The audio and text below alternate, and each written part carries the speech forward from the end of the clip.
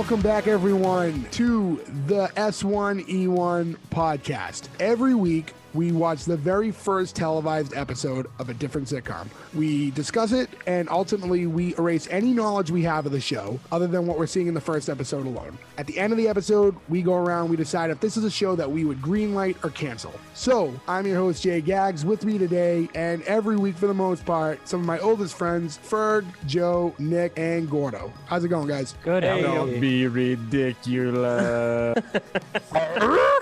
Well, there's a little teaser as to what this week's episode is going to be. For episode 4, we will be talking about Perfect Strangers. Sorry, I just want to say off the bat, I've noticed starting with these older shows is the intros are just so good. You don't see them anymore. They don't do that. Yeah. I want to get to that in a second. To go back real quick, Perfect Strangers lasted 8 seasons on ABC, 150 episodes. But this week, we're only going to be talking about episode 1, which was called Knock Knock Who's There, which premiered March 25th, 1986. So for this show, 2 of the 5 of us were not alive yet. No, yeah. But to go back, Old man Ferg was. Up until this week watching episode 1, have any of you not watched Perfect Strangers before? Me. Really? Wow, really? I had never even heard of this show. To be brutally honest, shut the fuck up. You used to watch that with me at my house. I know you do not remember any.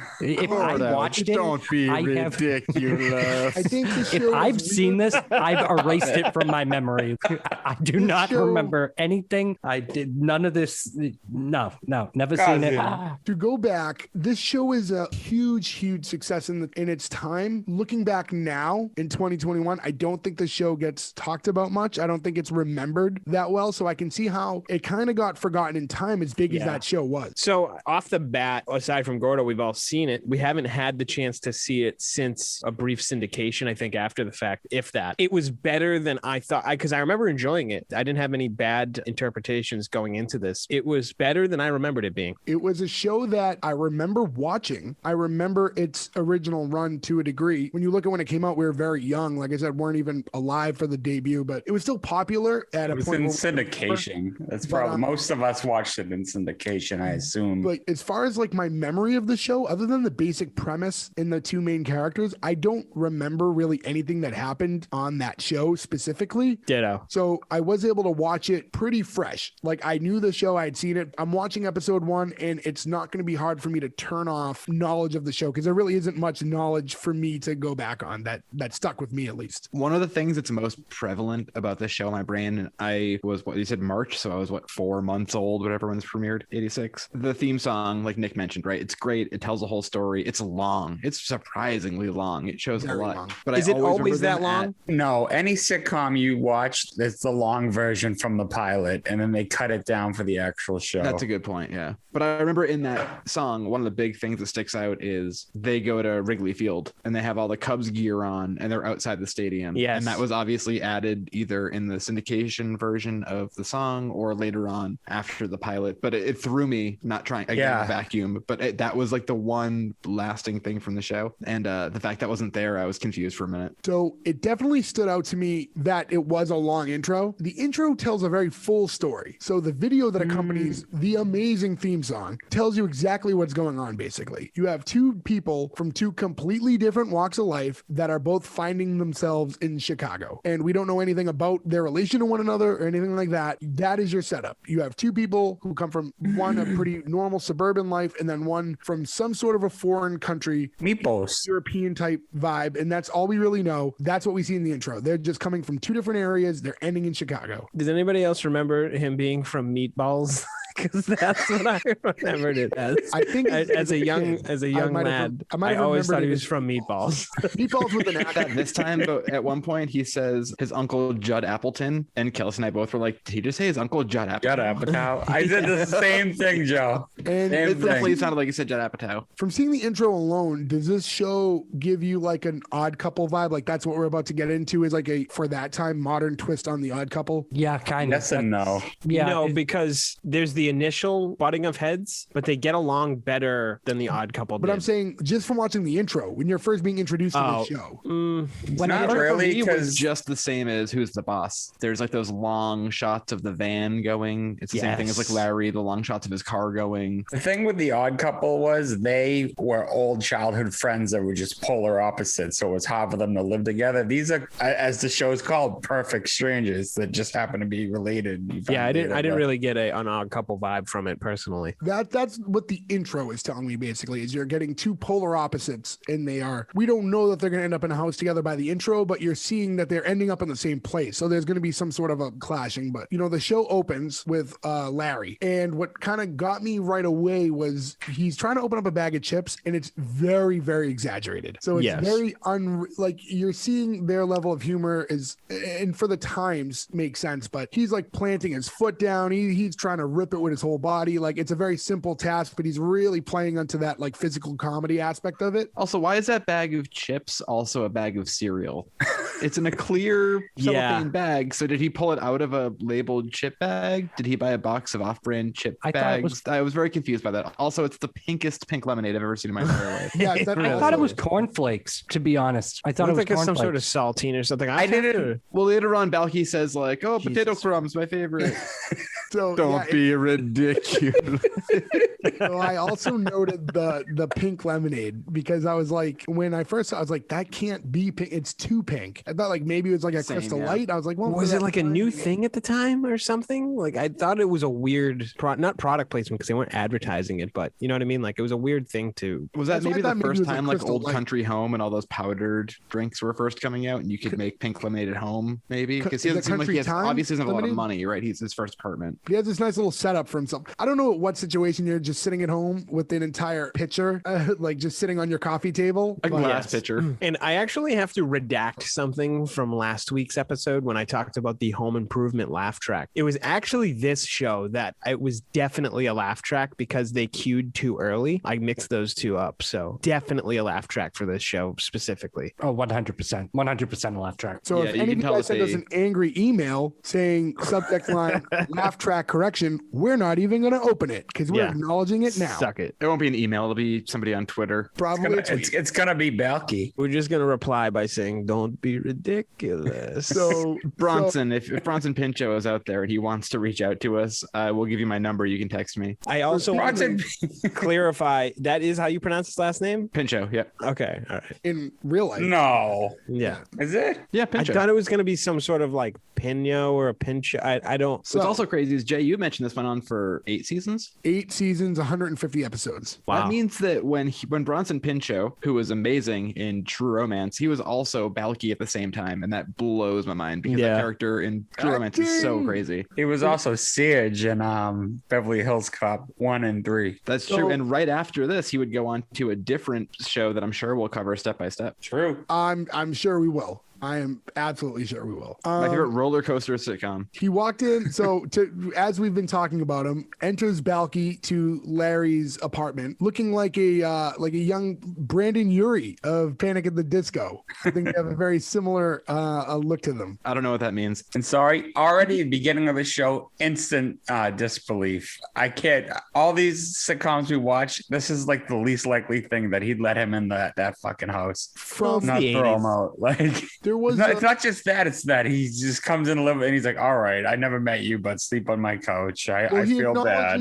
He acknowledges the link to why they are related. So at least it's not. There's a reason to believe him, right? Like it's too random of a connection, but there's something there for him to hold on to his truth. I suppose. I would. Did anybody else feel like what they were clearly going for here was just sort of like a Mediterranean version of Yakov Smirnoff with his character? Because he's doing the whole like, America, what a country stuff. But Open and, like, all night. Yakov would have been huge at that time, right? 86. I would have been like the king of, or not the king, well, he's the king of anything, but prime of the Yakov, America, I'm a foreigner sort of thing. Well, Really Yeah, dating no. us, Joe. It's very much the character in itself is like it's like this parody of what we envision, like a rural Eastern European person to be, right? It's very like wide-eyed to everything America. Like he's very primitive. He was like the prototype of Fez from that 70s show. I would Like, make the that Coming to archetype. America reference too, but I think it was after this. Coming to America is 87. Yeah. Yeah. Yeah, it predates it by a year.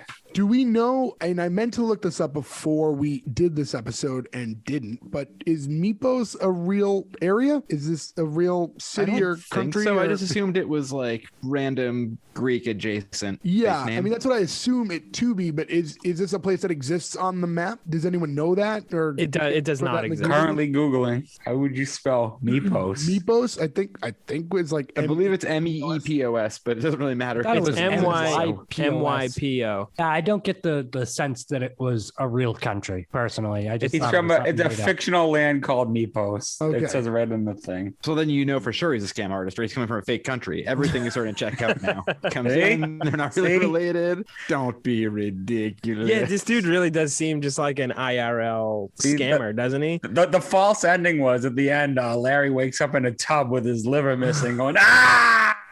So it's a lot of. But it's it a wasn't lot of- Balki, it was the boss who stole it. He definitely plays into I'm foreign like that at all times. Like most you of have what he to. does and says is really leaning into like almost to a point where we get it. We understand you're not from here, but they really lean heavy on that early on with him. He's beyond naive. It's not like being foreign doesn't make you automatically just believe right. And I everything. think that's kind of like an Americanized view of foreign people is they don't get it. Like we're evolved here. He's from a different country. He doesn't know as much as us. They got went a that little he too was far, like, but they did one of "Whoa." my favorite jokes ever, which is when you just pick up something random and pretend it's a phone. I don't know why I find that so funny, but killed if me. any one of you just picked up your microphone and said like "hello" into it, I'd start laughing. It's like the best joke ever. That's the most. It tickled me very well when he did it. I also loved, I said it already, but when he goes to kick Balki out and he's like, oh, I'm really sorry. And Balki goes, oh, it's okay. It's America. It's open all night. I'll find somewhere to go. Could this show be recreated in 2021 with Borat? Yes, with Borat, yeah, probably. I never really made the Borat connection, but I do like that. Yes, I mean, Borat's a little more harsh, abrasive than Yeah, but Balki is. that same but- level of like playful ignorance to how things Yes. go here. Yeah, but Borat's also a little anarchistic in social commentary, whereas Balki's just kind of dumb for Goofy, laughs. yeah. He's like but I think there is and it not just because they're foreign, but I think the approach to the characters are somewhat similar when you take out the like political commentary out of it. I mean, I would watch a Borat Perfect Strangers. Don't get me wrong.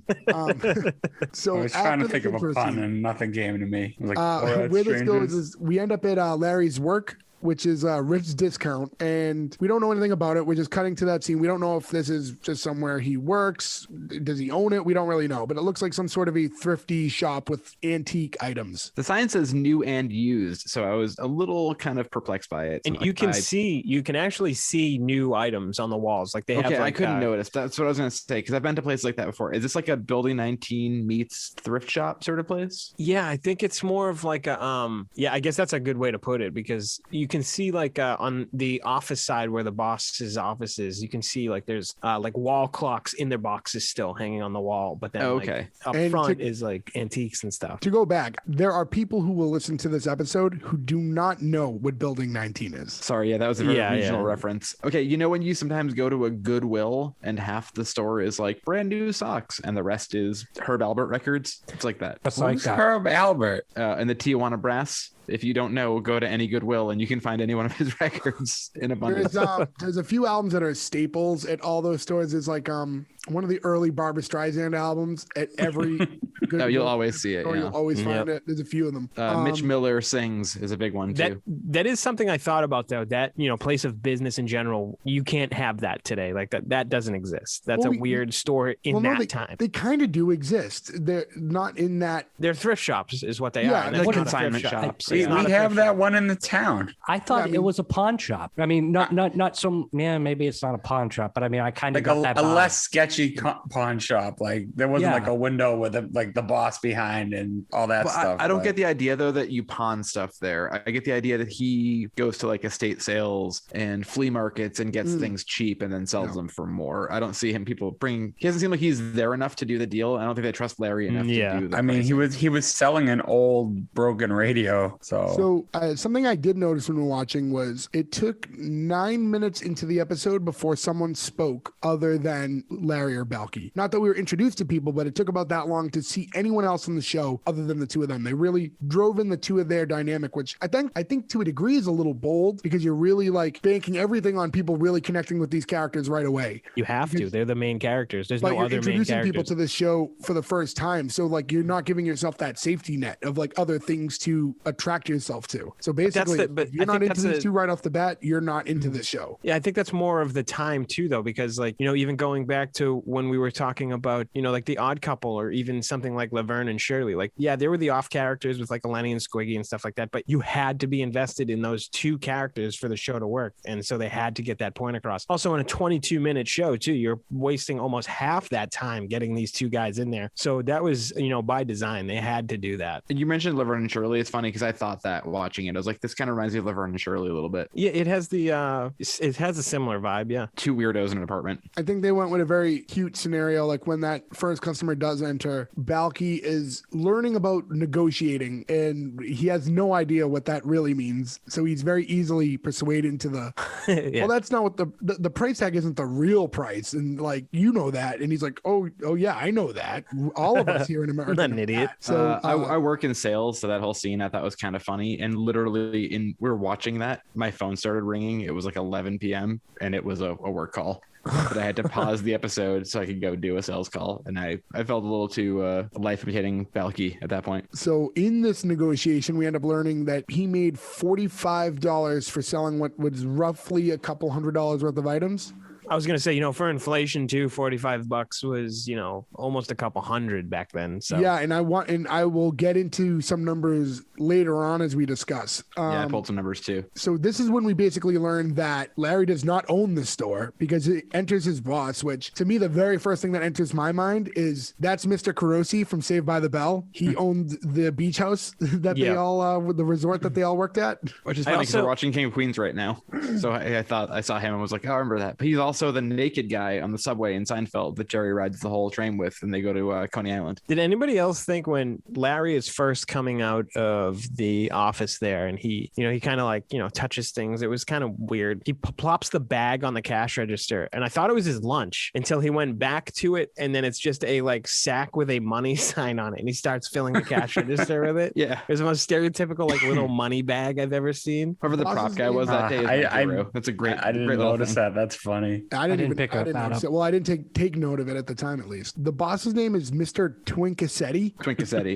Twinkie. Yeah. I had to, eventually confirm what I thought he was. Do you know what that guy is most known for? Being Mr. Carosi? No. Yeah, Seinfeld and Saved by the Bell were my two big ones. He is the voice of Pumbaa in The Lion King. Oh, wow. He's been in like a bunch of stuff. He's been in like voices in a ton of video games and stuff like that. But I knew him not by face, but by voice. And I had to figure out why. And that ended up being what it was. But I mean, he's one of those great 80s, 90s character actors. You just see the face and you know who he is. So we learn in this situation, too, that the resolve to Balki's fumbling of the negotiation is if he's given the opportunity to fix a broken radio, and if he can fix this radio, then he gets a job, which is like a very weird idea and premise. It's like, you just lost me all this money, but if you can fix this radio, I will employ you. I don't know. It sets up the story for this show, but it was so unrealistic. It rang a little weird to me.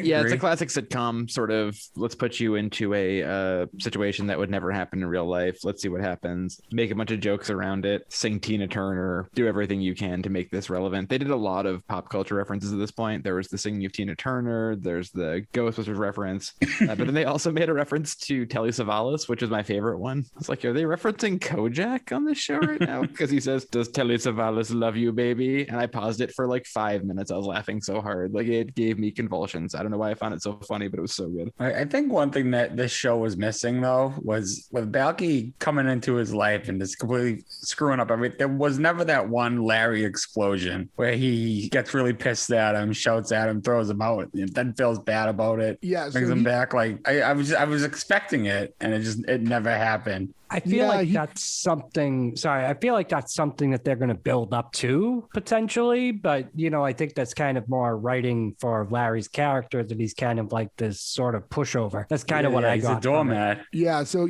Larry's not a very strong character. He could have been positioned in a way that because everyone beats down on him, that he would then beat down on Balki in a sense. Yeah, they didn't really play into that. I was expecting it the whole episode. Like, is this going to be what sets him off? Right. Nothing did. And I don't know why, but I watched the whole show back in the day. I don't remember him being that much of a pushover. And I know maybe it's because it's the first episode and that's what we do. My memory of the show is so limited. So it's nice because as the premise of our show, we really need to only focus on episode one. So I've never seen the show. Anything really made this easy. I've never seen the show, so he came off as a pushover to me. He just seems like a pushover, that this guy can just come in from Meatballs or wherever he's from. He, could just live in his house, and this guy's just gonna let him. I feel like they make him sort of like a dreamer, right? Like he comes from this small town. He says he has 5 brothers and sisters. Yeah, he's an optimist. He has a job that seems unrealistic. I want to be a photojournalist, but until then, I'm working at this pawn shop. So he seems like he's going to be a pushover, but he's going to eventually snap, which I think is like a good thing to plant. He's a ticking time bomb. I thought the premise of having it so that if Balki can fix the radio, he can have a job after messing up was weird, but also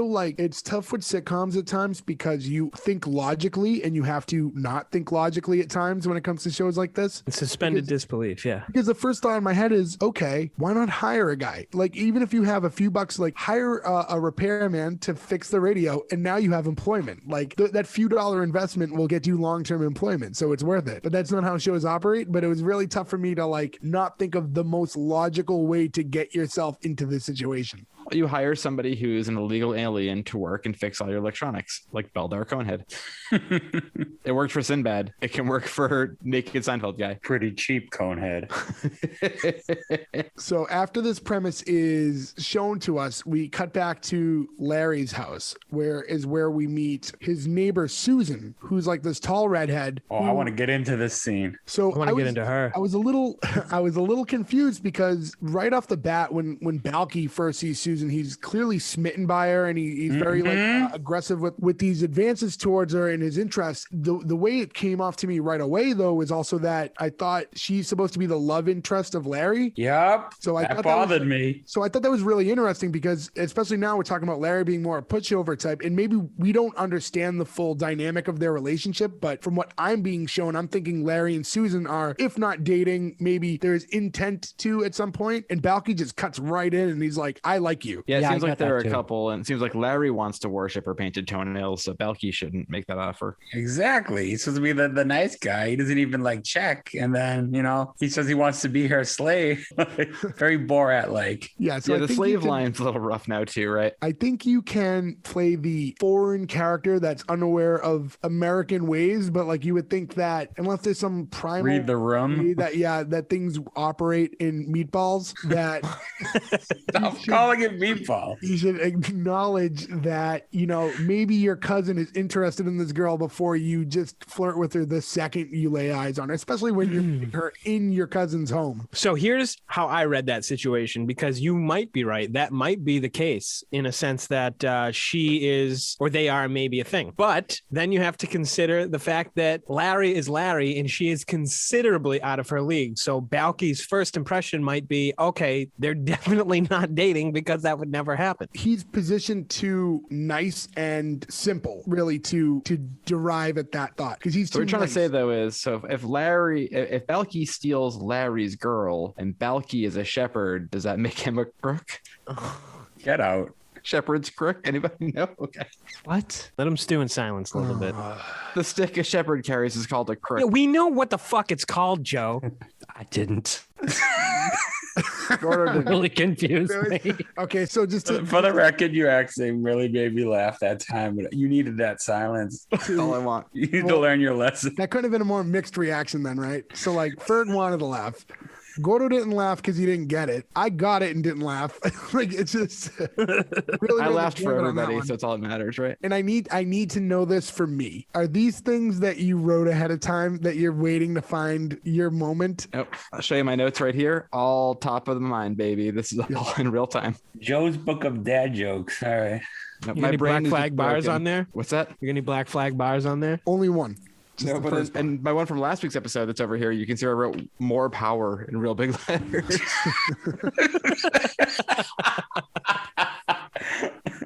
So, Because you couldn't spell, huh?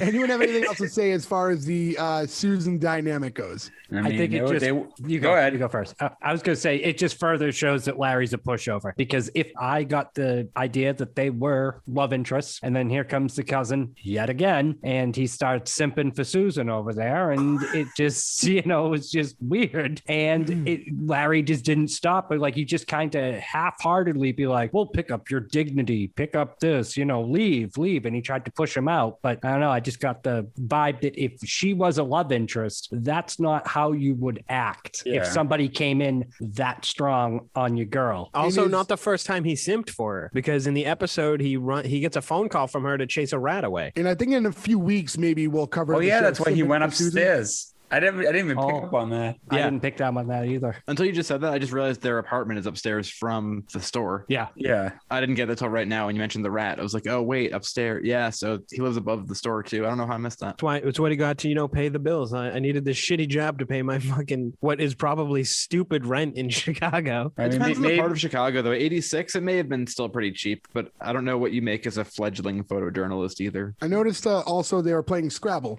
Just a little side note. Yeah, and he spelled meatballs. I mean, that is the sexiest of the board games. Clearly, they were on a date. Because you can slide in Second date is upwards. suggestive words, right? Boobs.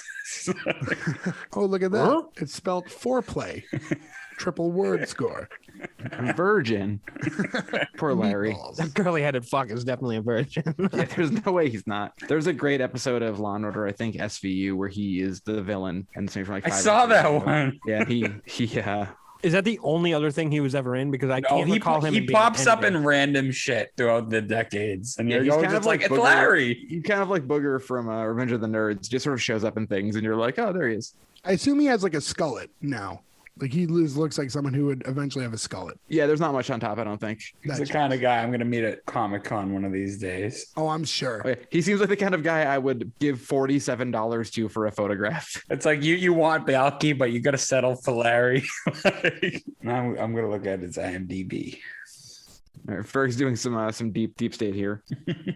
We find out that Larry has a plan to get Balki the job, which would be sneaking a smaller radio into a big radio. I liked the idea, honestly. Could have been worse. I like that he was proactive about it. He was very concerned about his friend having a job, but I think it was more about him having money to move out than anything. So it wasn't selfless much. I do like that he was like, oh yeah, no, I got this. We're gonna get him this job. But It is sweet that he wants to help, It's whether or not- not the motives aren't as sweet, but he does want to help, and he is. He it has a wasn't the solution. idea that he was trying to help him. It was the plan itself was like, if we're going to cheat, we're just going to slide a radio behind the radio and hope Yeah. that he doesn't notice that the music's not coming out of the big speakers of the large radio. Like, Even the boss right. said you thought that would work, or something to that Yeah. degree. Like, I thought that was kind of a good swerve though too, because they play the boss up to be so inept that you think it's going to work, and he figures it out so quickly. Kind of throws you. Like I didn't see that coming. I thought he was going to be like, it makes more sense for that show to go for the dumb joke of like, this sounds great. It sounds way more modern than this old radio Yep. used to. And But what the I fact thought that he was- finds it right away throws you. And at the end, it was just like, did it work or didn't it? Sorry. that's all right. Get it out. Nick's dying for all you in podcast land. So He thinks Ben comes out. You okay? Jesus. I think he needs a minute. Spicy food, too many meatballs. Joining us for this episode, Batman. Where's It's a good, Meatballs? It's a good thing I can cut silence out of these. So we find Balki fell asleep at the place overnight trying to fix his radio. And what I thought was interesting was like, so it cuts to him and like, you fixed it. He's like, well, I didn't have time to test it out. So you're done. You finished doing everything you needed to fix it, but you just fell asleep right before you turned the knob. In the most uncomfortable position possible, too. You had to walk away from the radio to fall asleep. So if you finished the radio and everything was done, you didn't just turn the knob. Like, I did everything but the one thing that will be pivotal to this story. When's the last time you fixed a radio, Jay? It's pretty taxing. It's pretty hard, yeah. It's probably the picture tube. I'm questioning, have you no time to then just turn the power button on when you're done fixing it, provided you've already assumed you've completed the task? You know what you're overlooking too is that he just flew in from Meatballs. He is jet lagged. Good point. Well, he I've was also seen you fall asleep all over the place. Wisconsin to Chicago, so he's been there a few days. Yeah, Jay, I've seen you fall asleep with a chicken finger in your hand. Never mind finishing fixing something. I've seen you fall asleep at a red light. Now I wish you choked on your chicken finger. Wait, is that real? I've never seen you fall asleep at a red light. Does that happen? Yes, I've seen it too, separately than Vert. This is not a podcast about my checkered past, and all. It might be now, because you're going to talk shit about a fictional character falling asleep. You are a real person who has fallen asleep in easier conditions. You're not even from Meatballs. Now I'm doing it. Damn it. If you guys get our subscription numbers high enough, I will put out my memoirs and you can read about all the dumb and terrible things I've done in my past near 35 years of existence. I'm still waiting on Gordo's memoirs. I don't remember half my memoirs. Well, I need a ghostwriter. It would be more, it would be more dictated through us, I think. It would. I say if we ever get to a Patreon, we go out and we buy 5 broken stereos from a thrift store. Then we have a contest. Who can fix it the fastest? Who can do it without falling asleep? I'm going to fall asleep just as soon as I completed the job. As long as you turn the knob. For the first time, yeah, once we're all there to judge. Am I allowed to hide a small radio behind mine? You can certainly try. We will be on the lookout for it, though. Damn it. So when they do try to turn this radio on, Balki ruins the plan immediately with the false radio. But the radio does work. So we are shocked to see that the radio, he succeeded in his task of fixing the radio, or so we think at the time. And destroys more merchandise in the store. Yeah. And that's something that it's another like pass because it's a television show. By fixing this radio and testing it, and the owner, Mr. what's his name? Twinkie Feet? Twinkacity. Twinkie City. He's so happy that this radio has Circuit been City. fixed that he's not concerned that the amount of damage done to his store far surpasses what he's going to sell this radio for. I really enjoyed the whatever it's called, like the pyrotechnics on this breaking glass for 1986 were great. Yeah, I don't know if those are technically squibs or not, or if those are just explosions. But yeah, all the glass breaking was practical and real. And nobody makes any attempts to clean any of it up in the moment. All this To the point where it's really annoying that they're walking over broken glass for the rest of the episode. It bugged You me. hear it the whole time too, yeah. they're just okay. It's weird they go out of their way to The make sure you radio can hear works. it, but they don't. No one's like, ouch, my loafer. Yeah. So as long as the radio works, everything else means nothing at this point. So we get a Mr. Twinkacetti now tells Balki that he'll hire him, and he's even willing to give him minimum wage.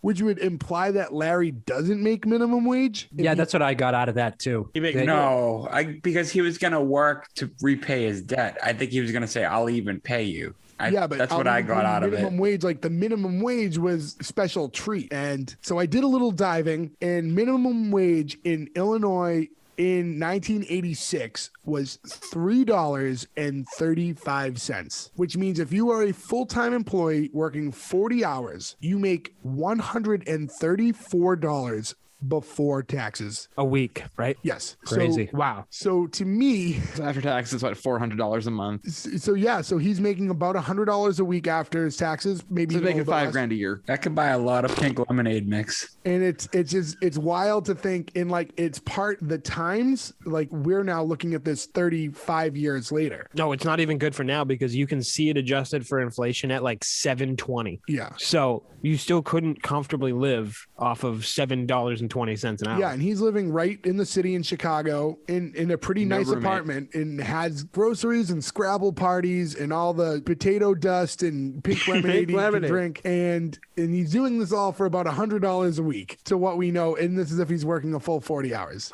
I wonder if he's making money on the side for photojournalism, though. I wonder if his dad had money. He looks at the beginning. It looks like he comes from a well-off neighborhood. Yeah, we don't really know anything about, other than he just wanted to be on his own for once, right, and chase his dream. But like, we don't really know. He has like 5 details. brothers and sisters. So even if he comes from a lot of money, I don't imagine a lot of that's coming down to just him, right? If he has that many siblings. And you would think, with that in mind, that he would be so excited at the idea of a roommate, because you would think he'd be scrapping for cash a little bit. Like, He's an unemployed roommate with no skills other than sheep herding. But we don't know what the sheep situation is like in Chicago in 1986. Well, Larry explains it. It's not good. Well, Illinois is one of those states. It's a lot like Massachusetts, though, where there's big city parts of it, and then there's a lot of really rural country parts. I'm sure there are sheep in Illinois, but I'm sure it's a few hours south or west of Chicago proper. Balki's a dreamer. He was there, and he was intending to find a job by hook or by crook. So glad. So the interesting thing too is he didn't. So it ended up coming off that he didn't fix the radio, but he did like more than that, and like it was for a sheep herder. He did pretty good work. Yeah, he just have no electronic background. He hooks up a bunch of speakers, and he spent a lot of money to fix, quote unquote, fix the radio. Yeah, he hooked up a more powerful stereo to the broken radio, essentially, which was worth $1,000, and he made 500, something like that. It's stereo 101, though, right? You put a better receiver, you put better speakers. It's just how amplification of music works. So what I'm saying, it's not something he should have known. Yeah, I don't imagine where he learned that, but maybe it seems more simple. I don't know. Gordo, it was established he was there all night. Maybe he was just trial and error. He looked into it. Well, he talks about, how he's resourceful, when he made the grandmother's mud cast and it stuck out like nail in a board, as he said. Balki, don't do that. Yeah, and then she kept saying, he kept touching it while it dangled.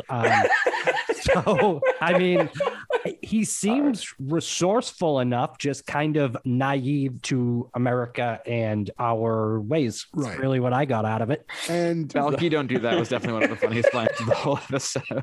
Did anybody else laugh when he woke up and said, "Good morning, America"? Yep. When we find out that Balki did spend all this money to fix the radio, Mr. Twinkasetti not happy is because he just took another. Wait, though. He didn't spend any money. They lost money by him selling more products that were part of the quote unquote radio, because the speakers and everything were part of it. So he didn't spend any money for $500 when he just used more stock in the store to make it sound good. And that guy agreed to buy it, and they lost money because now he had to sell the speakers too. So he didn't spend any money, but he lost money on. Well, is that 100% established where he got all these parts? Yeah, because they pull out the speakers and everything that were from the store. Right. So Mr. Twinkasetti now fires Larry and isn't giving Balki the job because of what happened. And then to go back, with the dynamic of these characters, this is where Balki steps up and vouches for Larry and stands up for him in his character, and inevitably turns the boss's mind around to get them both their jobs, which I think is strange, because you would think that, it would be the Larry defending Balki, the innocent, foreigner who doesn't know better. It has to go the other way, where Balki's actually defending Larry to protect his job. It just further drives in what a pushover he is. I was just going to say that. Yeah, he leans right back into it. But they do have the nice heartwarming speech. They need each other, right? Because it's not just one-sided, right? Like Larry needs him, he needs Balki. There is an extent to it where they're both they're both miserable and need each other. I don't feel like that we need each other dynamic would be the case at that point in time. And they've known each other for 10 hours, if that. Like, it's a weird dynamic, but I get that you have to force it, right? That's what you have to get into in a show like that. You need to set up the premise for the show, and they are, whether or not they knew each other or were raised or were even aware of one another, they are cousins. So there is that like we are family element to it that will kind of push that a little bit extra. We get that kind of like Grinch moment where his heart grows 3 sizes, kind of in a way with the boss, because now the boss is going to give them both their jobs, and the idea is so it's to pay off all the debt that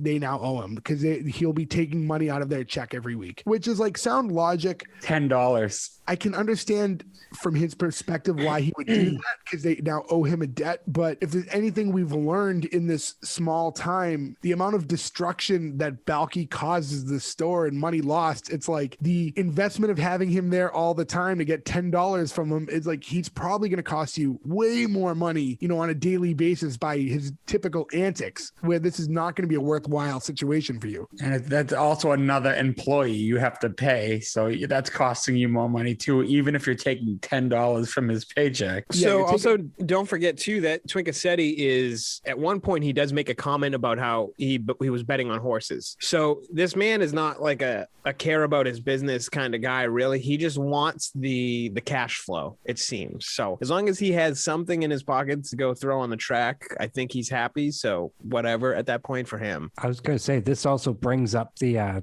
best line of the whole show, I thought, when Balki looks at Larry and he goes, "Am I in debt?" And Larry goes, "Yeah." And he goes, "I really am an American."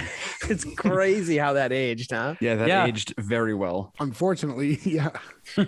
So, I mean, that was pretty much where we leave the show off. But another note I have just towards the end is that for whatever reason, this flagged to me as we're ending the show, and Larry is now telling Balki, "Listen, you can stay with me as long as you need to, like, get on your feet and get your own place and stuff." The music kicked in way too early for me. The closing music kicked in so early, and it's just this weird little thing that kind of like flagged my brain, but it was so uncomfortable because it was like they were getting the wrap it up music from their own, like, for their own show, telling them, "Okay guys, it's over now," but like the scene kind of dragged out with the playing them off. Yeah, I didn't even notice that. But that's I wasn't noticing that, but it did feel like it was pushed a little at the very sitcom ending, right? Like they seemed like they pushed towards, end, like wrap it up.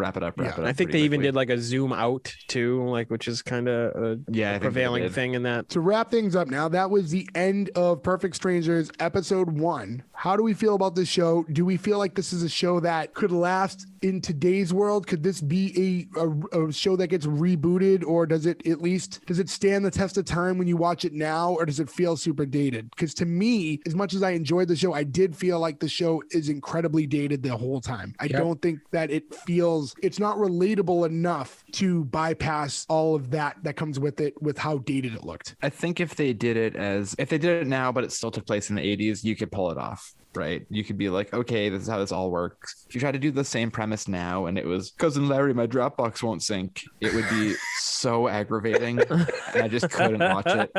Maybe that's just me, but like, I don't know. I couldn't handle that premise or like my iPhone. It would be too much of a nightmare. So, if they rebooted it as maybe one of them can play Twinkasetti now. The ages have changed. Perfect example of that is when they tried, it's not to go back to The Odd Couple, but they tried to reboot The Odd Couple a couple of years ago, and it just didn't work. And yeah, that was not good. Similar, just wouldn't work. But like I said before, though, do you think it's the like general writing for the show or what these networks do to them? Because I feel like these shows could exist well, but not on these networks anymore, right? So you could do this show on like, maybe like an HBO or something like that, but you're not going to do it like on a Fox or an ABC. Well, I feel like it's just like the general premise of the show, like it's kind of like a unlikely premise, and not that there aren't plenty of shows like that today, but I think something like that isn't timeless in itself where you could necessarily inject that anywhere to begin with. Is there a way to maybe make that show work in today's world? Possibly, with the right cast, with the right situation. Maybe he's not from Meatballs, but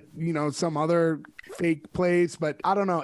I look at it and it's just too dated for me. Again, I enjoyed it, but I just can't see the show translating into today. Yeah, I got that it was dated too. I mean, look at the cash register that they were using. That thing was from like the 30s. I mean, I don't know if that's more of a testament to Mr. Twinkasetti was cheap, or if those are very valuable. Those are actually worth a ton of money. I think that's just the fact that it's like an antique store. Yeah, they were just kind of like promoting with their interior. Yeah, gotcha. They pull one of those out in like every episode of American Pickers. You would watch that. Oh yeah, I'm 100. It is time to decide if this is a show based on episode 1 alone. Would you cancel or greenlight the show? And Ferg, I'm going to start with you. No.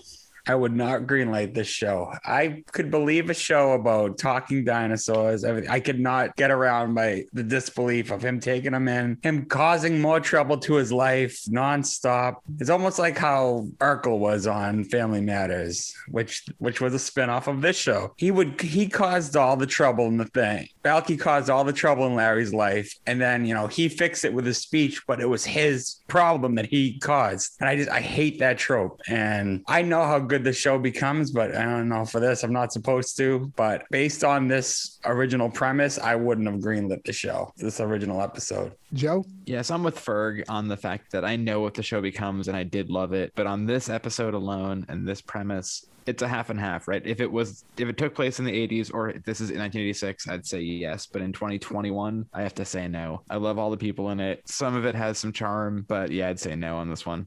Nick? I found myself actually wanting to watch more of it. I don't disagree with Ferg and Joe in a sense that it's unbelievable and almost kind of annoying, his character at the time, to the point where you can't ignore how annoying it is. I was entertained enough and wanting to see more that I would greenlight it. I think I want to see more of it. Gordo? No, I think that this was pretty much enough that I needed to see. You couldn't do it nowadays. I felt like it was hokey, but not in the good sense hokey. Like when he's trying to open up the cereal or chip bag in the beginning, like, oh, it must be childproof. Like, I don't know. It's just, I got all that I wanted. It had its moments like that were funny throughout the episode, but I felt like I don't want to watch a show about a pushover and a foreigner. Doesn't ring with me. Right. So no. So for me, I'm torn on a now 2-2 vote. Or no, actually, it's 3-1. So I guess this show, regardless, is getting canceled. I'm sorry, but to inject my opinion anyways, I'm very torn. Don't leave me out here, Jay. Don't leave me out here alone. Well, I think ultimately I'm going to side with you, Nick, and I'm going to greenlight the show. But I think right off the bat, this isn't anything that like I'm completely drawn to, but there are, for whatever reason, the charm of Balki makes me want to watch him. But that's like the only redeeming quality that the show has. And as goofy and as unbelievable as his character is, and a little bit stereotypical of similar roles of the foreigner, there is something about how that role was portrayed that makes me want to continue to watch it. But other than that, there's not a lot of redeeming qualities. I think Larry is just nothing to hang your hat on, and he's one of two characters that I need to care about, and I don't care about one of them, and that's not good. But I will give it the green light based on Balki alone, but that still leaves us on a 3-2 vote. So I am sorry, Perfect Strangers. Despite the fact that ABC gave you 150 episodes, we would be cutting you off at just episode 1. So I am sorry again, but that's going to wrap up this week's episode of the S1E1 podcast. Anyways, guys, thank you for listening to this week's episode. You can find us at s1e1pod.com. That site will link you to anywhere we can listen to this podcast, as well as all of our social media, most of that being S1E1 Pod on a lot of different platforms. Thanks again. We will catch you on next week's episode live from Meatballs.